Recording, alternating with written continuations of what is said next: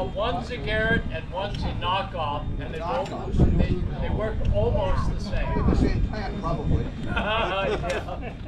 We call that a carrot. All right, we had a good question, and one was the Garrett, which is a name brand, Yeah. and the other one was a Timu Special at about a third the price. And I thought, will the little pinpointers actually at significant discount with a little slight discount work as well? And the answer is yes, but I think they're a little bit more fragile. So something to think about, and I just recommend get a good brand name that you can trust. And if you deal with a company with whom you bought it that's not working correctly, generally the metal detector folks will take good care of you because word spreads on who's going to get the best service. I got something on that. Yes, Mine come right up here. Go ahead. We're going to wear your butt out. I don't represent any companies. I'm just here for fun. But in my experience and the people that I've talked to, Mine Lab is a really good detector, but they're in Australia. If you have an issue with your Mine Lab, it's got to get shipped to Australia and back. If you buy a Garrett, they're in Texas, it's a lot faster. And the prices are about the same, and they're all comparable, depending on the price point that you buy the machine you get. The kilohertz that they run is what's going to determine what you're finding.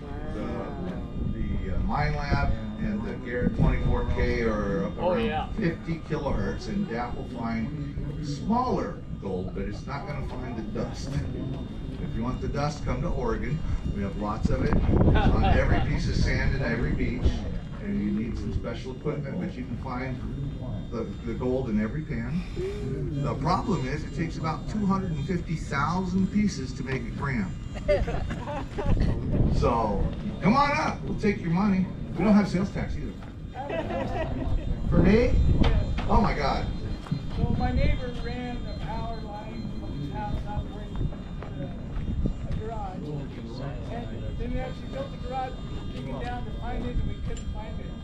And, how deep would this detect a metal? Well, the first question is, did he have a permit? Probably not. Okay, because if he had a permit, he put a tracer line on it. And if you put a tracer wire, it doesn't matter how far down, there's a piece of equipment that will, you put a charge on that, and it'll find it no matter how deep it is. But can one of these find those wires? How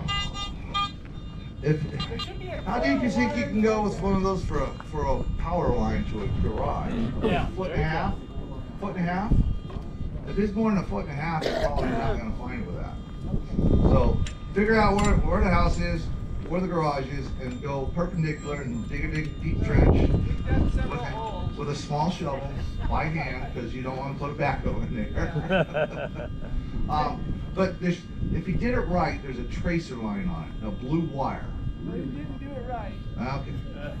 That's why they have codes. I think codes are bare minimum, and I don't like them because I'm built better than code. Great. Good luck. Thank you. All right. What we're going to do in about 5 minutes is we're going to take about a 10-minute break while Marilyn and I can double check that we've got everything properly buried out there. And then we're going to line up in a long line, and you can be anywhere you want in the line. And then everybody's going to slightly move forward and start your metal detecting. We need to be about 2 feet away, or else we're going to pick up someone else's metal detector. So space yourself out by a foot or two, and again, we're going to be in an area from the white pool right here to an area by the white pool out there. And we're not going to be on the hard rocks, and we'll show you that. But no fair going out there first. And again, you'll search, and for those pros that immediately find something, but it's just a penny or just a nickel, then just very cautiously bury it back and do the old, yeah, they'll never see it, but they'll see your shoe prints, and let someone else find it. So we don't want everybody to scoop it up that are pros right at the beginning. Okay, question, yes sir? How do you screen out where you're going to search? What method? Okay, Marilyn will translate. How do you? Okay, hang on a second.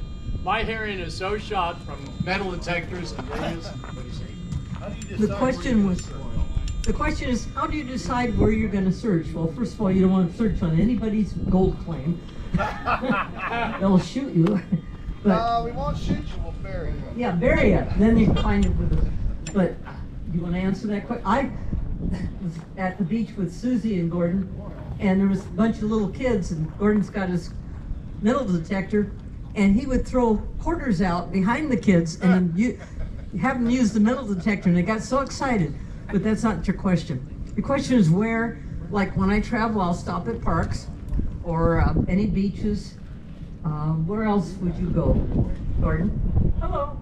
I go to parking lots where folks park their car, because when they are putting their keys in or pulling their keys out, invariably they'll pull out a silver dollar or 50-cent piece. And I've had very good luck in where people park and leave their vehicle to go to whatever. And I found a lot of stuff. Those are, of course, dirt parking lots. Outside a bar with a dirt parking lot. Yes. A bar with a dirt parking lot. You'll find all kinds of things. Also, when everybody pulls up stakes and goes home, imagine what's out here people have dropped.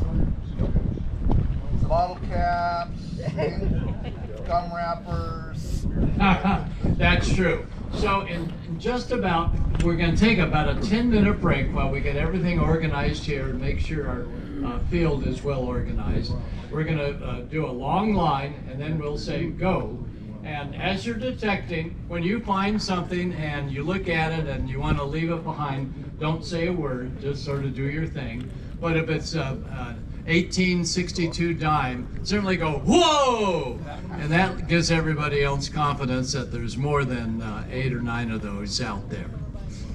All right, now, again, the technique for finding metal, and let me do it again.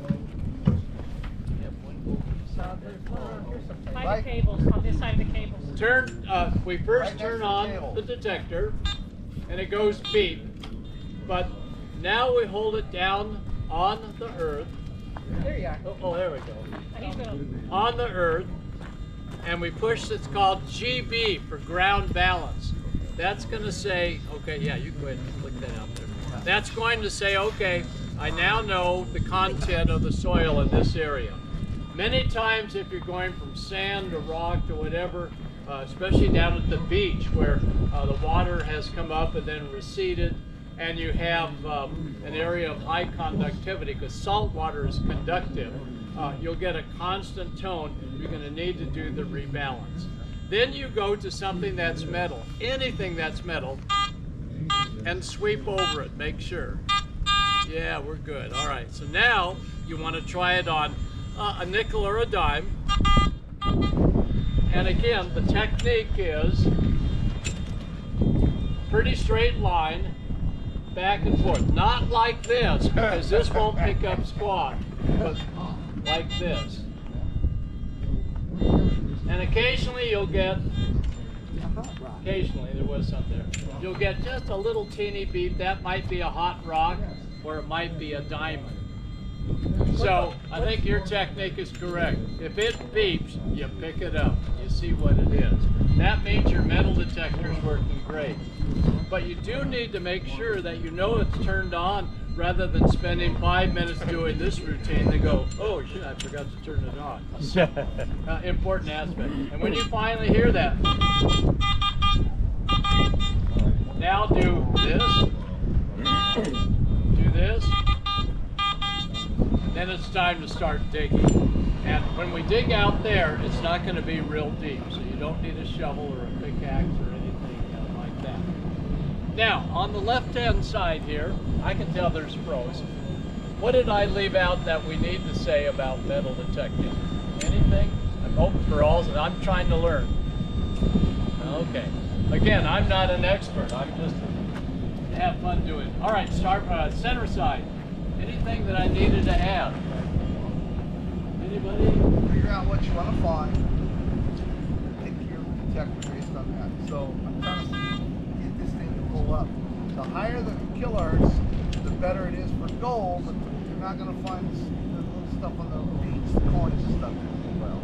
So you gotta decide what you want to look for. If you're prospecting out here, any of them will find a nail and a bottle cap and coins sitting on the top. If you want to see if it's working too, you can run it over your boot and then at the island say, Yeah. Ah, We'll good give point. you a good- That's a great point. The other one is you turn it upside down and you got your hole and you got a plastic scoop and you scoop the dirt up in your hand and you run it across. Yeah. And when it goes warm, it's in your hand. You don't need a A shovel, little it bit just in the other pours some out. hand, and if it doesn't do anything, don't toss it Yeah, because no. it might still be in there. That's right. Put it next to you, and yep, it's still in there. Take a little bit more out, and you'll get it. And you will find a tiny little piece of lead from a bullet. They're everywhere. Oh my God! You'll be in the middle of nowhere, and you'll find a piece of lead bullet. There you go. All right, right-hand side. Anything to add? Again, Gordo, for research, you go into a national conservation area, national park. All right, excellent point. Be very cautious if you're in a national park, or as I found out, in a city park, Campground.